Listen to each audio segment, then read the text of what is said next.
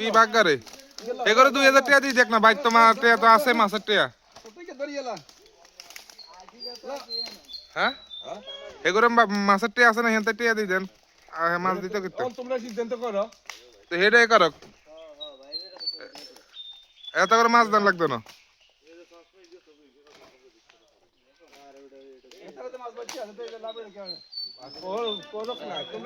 কি কস